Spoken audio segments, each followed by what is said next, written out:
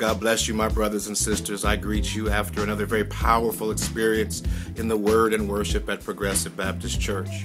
Today in our celebration, several very wonderful things happened. Again, first, Dr. Monica Joyner joined us again to share with us how diabetes continues to ravage the African American community and some things that we can do to help prevent it in our lives by changing our lifestyles. We also had Minister Stephanie Rice, a dear friend of mine from St. Louis, Missouri, who came to share her experience of 2 years of unemployment and how God walked her through that valley by sharing with us her book, Walking Through the Valley, that chronicles how God moved her from unemployment to victory as she learned to maintain her faith in difficult times.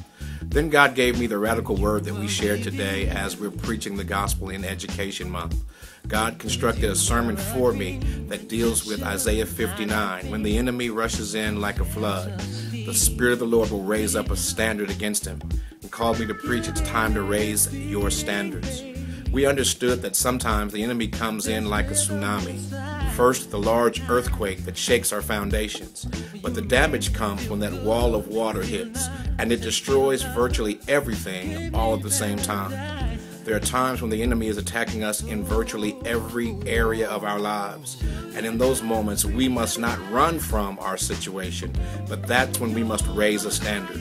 What does that mean? We learned some things today. We learned that first and foremost it means that we must be ready to stand and fight. And it can't just be me fighting or you fighting. It has to be all of us fighting together. When the attack is coming in every direction, we must raise standards to build a wall to protect ourselves from the very flood of the enemy.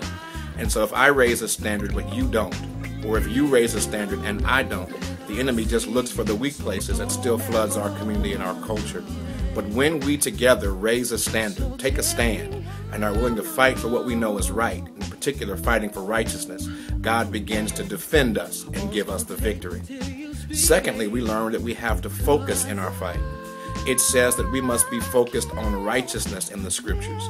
It requires us not just to be focused, but to be focused on what God says is the right thing for us and for our community. And so it's not just fighting anything, it's fighting for what we believe to be right, taking a stand on the right and being willing to do it. Finally, we learn that it also requires us to have great faith. Faith in part comes by what we hear, but it's manifest by what we say. We who live in faith speak to those things that are not as though they are. God says He'll put His word in our mouth and that we would speak it boldly from generation to generation. If we want to stop the enemy from destroying the black community and the communities of America, it's time for us to raise up a new standard. We need new standards of education, new standards in healthcare, new standards in our job creation, new standards in our families, new standards in our how we dress and how we treat one another, new standards in our relationships. It's time for us to raise the bar. And if we raise the bar, God will raise up a generation that can change this world. Won't you join me at Progressive as we continue to go higher? Great things continue to happen. I hope you'll see me next week. I'd like to see you on Thursday as we continue to teach through Proverbs, the wisdom of God for this generation. And join me next Sunday as God takes us to another level. I love you with the pastor's heart. Thanks for coming today. If you missed it, get the CD. See you soon.